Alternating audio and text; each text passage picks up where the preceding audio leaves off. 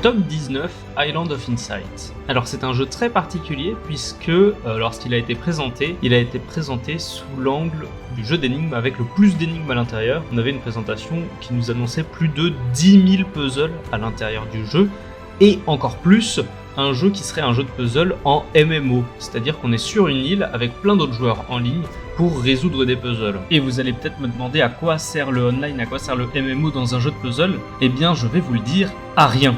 En réalité, le online n'apporte que très peu. En fait, tu vois les autres joueurs sur la même map que toi se déplacer, tu peux leur faire des petites émotes et tout, mais ça ne va pas plus loin, ça n'a pas vraiment plus d'intérêt, on va pas résoudre des énigmes ensemble. Bon, donc l'aspect MMO, l'aspect online, un peu inutile, et d'ailleurs, les développeurs ont rajouté une option pour jouer en offline, qui est maintenant la seule option qui existe, puisque le jeu n'a plus de serveur, donc on ne peut jouer que offline au jeu. Mais au début on ne pouvait pas y jouer en online et il y avait des gros problèmes de serveur et on ne pouvait même pas y jouer du tout. Mais ça c'est plus sur la partie technique, c'est pas vraiment le cœur du jeu. Le cœur du jeu c'est que on a plein d'îles avec 10 000 énigmes. Alors est-ce que les énigmes ont un réel intérêt? Oui et non. Le jeu est effectivement rempli d'énigmes, mais c'est presque trop, et surtout il y a plein d'énigmes où on est presque sur de l'énigme TikTok, enfin en fait ça va très très vite, on enchaîne toujours des énigmes et on en a toujours une suivante à vue, enfin plus d'une suivante, on en a toujours une dizaine, une vingtaine dans notre cadre de vue, on sait jamais où donner de la tête et du coup dès qu'on résout une énigme, hop,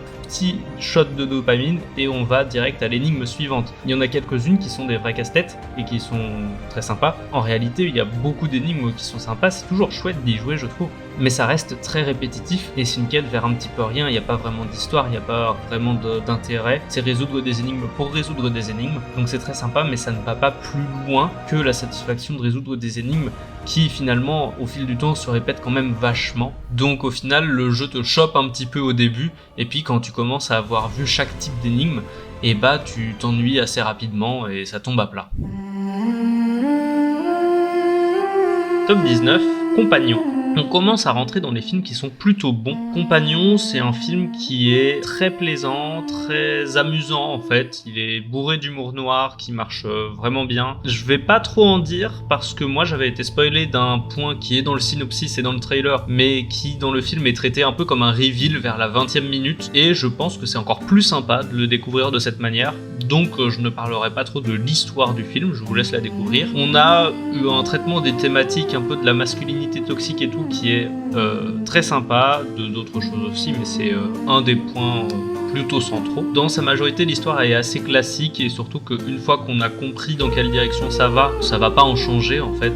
On n'est pas dans la surprise, mais on est plutôt dans l'amusement et dans la découverte de quelle manière on va nous emmener à ce point-là. En termes de divertissement, ça reste vraiment très sympa et on a une image qui est plutôt belle. Donc voilà, Compagnon, c'est un vrai bon film, pas exceptionnel non plus, mais que je peux vous recommander.